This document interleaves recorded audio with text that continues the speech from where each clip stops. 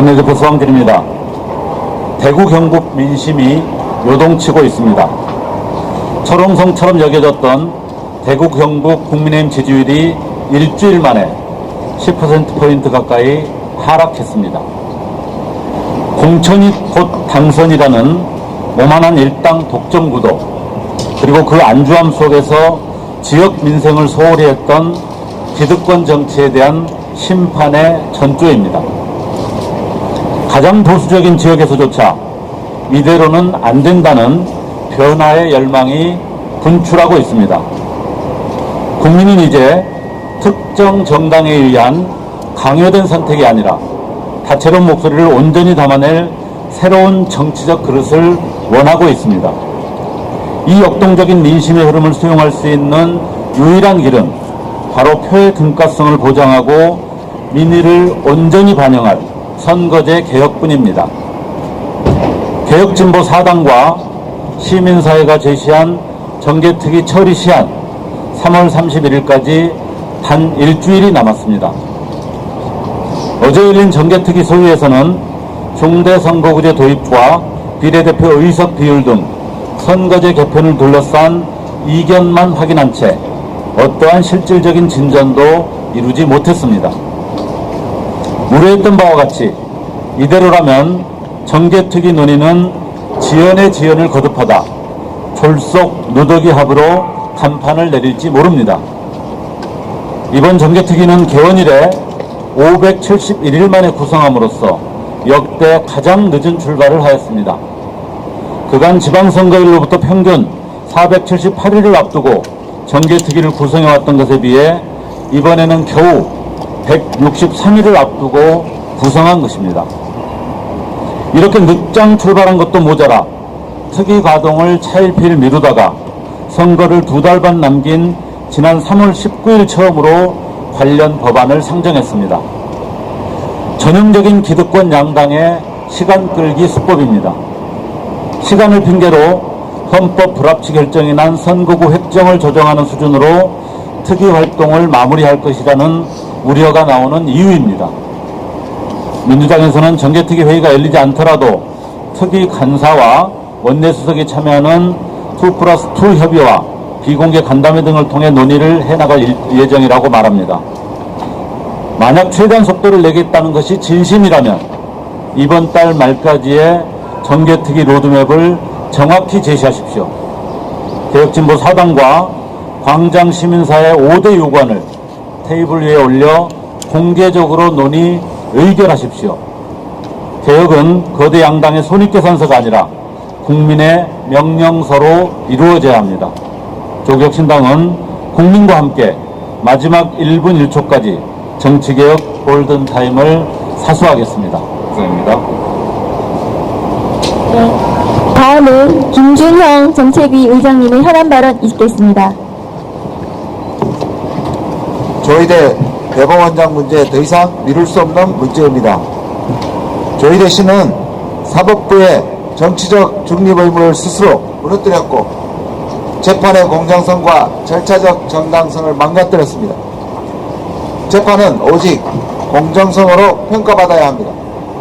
그러나 우리는 사법부 수장이 스스로 저울을 기울였습니다. 상권 분립을 이유로 탄핵이 부적절하다는 주장이 있습니다. 그러나 제가 누차 강조한 바 있습니다. 상권 분립은 세 권력이 모두 정상일 때만 작동합니다. 어느 한 축에 문제가 생기면 다른 축이 그것을 바로잡는 그것이 민주주의가 설계한 견제와 균형입니다. 윤석열 행정부가 병들었을 때 입법부와 사법부가 그것을 바로잡았듯이 지금 사법부에 문제가 발생한 상황에서 국회가 나서는 것이 삼권 분립의 훼손이 아니라 바로 세우는 일입니다. 우리 조국혁신당은 지난해 10월 조희대 탄핵안의 필요성을 가장 먼저 언급했고 당론으로 정했습니다. 그리고 이 물결은 이어져 지난 3월 12일 조국혁신당을 포함해 법여건이 모여 탄핵소추안 발의를 선언했습니다. 우리 의원단 12명 전원은 뜻을 모아 즉각 서명했습니다. 여러 번 강조해도 부족하지 않습니다. 이것은 정치의 문제가 아닙니다. 민주주의와 헌법을 다시 제자리에 놓는 일입니다. 사법부의 독립은 방패가 아니라 책임입니다. 그렇기에 그 책임을 내려놓는 순간 우리 국회가 나설 수밖에 없습니다. 침묵이 아니라 결단, 지금 필요합니다. 동료 의원님들께 촉구합니다. 조희대 대법원장 탄핵에 함께해 주십시오. 기울어진 저울은 한시라도 빨리 바로 세워야 합니다. 조국 혁신당이 시작했던 싸움 끝까지 책임지고 짓겠습니다. 한 가지 더 말씀드리겠습니다. 중동에서의 전쟁이 4주차로 접어들었습니다. 민간인 희생자들이 속출하고 세계 경제 위기는 깊어지고 있습니다. 전범 네타냐후는 가자 학살을 레바논에서도 반복하고 있습니다. 인종청소의 피해국이었던 이스라엘은 인종청소 가해국이 된 지 오래입니다. 당장 멈춰야 합니다. 이 전쟁은 처음부터 일어나지 말았어야 했습니다. 국제법 위반이며 미국 여론은 물론 세계 여론도 등 돌린 상황입니다. 미국과 이스라엘이 철수를 결단하기를 촉구합니다. 트럼프 대통령은 최후 통첩을 던진 지 단 하루 만에 이란과 대화 중이라며 5일간 공격 중단을 선언했습니다. 이란도 이를 부인하고 있고 그간 트럼프의 행보를 보아 신뢰하기 쉽지 않지만 한 가닥 희망을 품어봅니다. 더 이상 인류 사회에 죄를 짓지 말고 지금 당장 멈출 것을 엄중히 경고합니다. 24일간의 무차별 폭격과 반격으로 더 이상 폭격할 목표물이 사라진 상황입니다. 이제 남은 것은 민간인 대규모 살상 그리고 에너지와 담수시설 파괴입니다. 양측 모두 절대로 해서는 안 될 것입니다. 미국에 경고합니다. 혹시라도 지상군 투입을 결정한다면 전쟁은 기약 없이 길어질 뿐입니다. 처참한 사륙의 헬게이트가 열릴 것입니다. 이재명 정부에게 요구합니다. 불법적 전쟁에 우리 헌법까지 어기는 협력을 생각조차 하지 마십시오. 파병은 우리 국민을 보호하는 행위가 아니라 더 큰 위험에 빠뜨리는 일입니다. 당장에 갇힌 26척의 우리 배와 국민 180여 명의 안위를 위태롭게 하는 일이며 불법 전쟁에 동참하는 것입니다. 명확한 거부 의사를 밝혀야 합니다. 반대로 국제협력을 주도하여 평화적 해결에 나서는 것이 지금 우리 대한민국 국격과 국위에 걸맞는 일일 것입니다. 민주 대한민국은 평화를 사랑하는 국가여야 하고 한반도와 세계 평화를 주도하는 국가여야 합니다. 감사합니다. 네, 마지막으로 김재원 의원님의 현안 발언 있겠습니다. 네, 조국혁신당 김재원 의원입니다. 복합 위기 시대 민생을 지키는 재정의 결단이 필요합니다. 우리는 현재 급변하는 대외 정세의 한복판에 서 있습니다.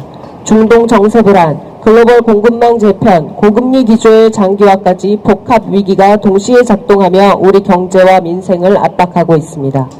이러한 상황일수록 정부의 역할은 더욱 선명해야 합니다. 시장이란 맡겨둘 수 없는 영역에서 국가가 책임있게 나서야 하며 필요한 곳에는 과감한 재정 투입이 뒤따라야 합니다. 특히 최근 유가 상승이 서민 경제에 직접적인 타격을 주고 있는 가운데 물류비 상승과 공공요금 인상 압박, 생계비 부담 확대까지 이어지며 국민의 일상을 위협하고 있습니다. 또한 항공료 급등 역시 국내 관광산업에도 직격탄이 되고 있습니다. 해외 이동 비용 상승은 관광 수요 위축으로 이어지고 이는 곧 지역경제 침체로 연결됩니다. 국내 관광업계는 아사 위기 상황입니다. 선제적 지원과 수요 회복 대책이 반드시 필요합니다.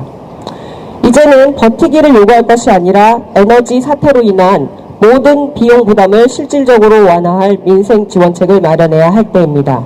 아울러 경제 위축으로 새는 구멍을 계속 메꿀 수 있는 전략 예산도 필요합니다. 시중에서 돈을 벌 수 있도록 만들어야 합니다. 그러므로 수출기업과 해외 진출을 준비하는 청년, 소상공인, 중소기업에 대한 지원 역시 강화되어야 합니다. 글로벌 시장 진입 비용은 높아지고 있지만 이를 감당할 체력이 충분하지 않습니다. 지금이야말로 국가가 리스크를 분담하고 새로운 기회를 열어주어야 할 때입니다. 결국 해법은 분명합니다. 지금 필요한 것은 과감하고 신속한 추가 경정 예산 편성입니다. 민생을 지키고 산업을 살리며 미래를 준비하기 위한 최소한의 국가적 책무입니다.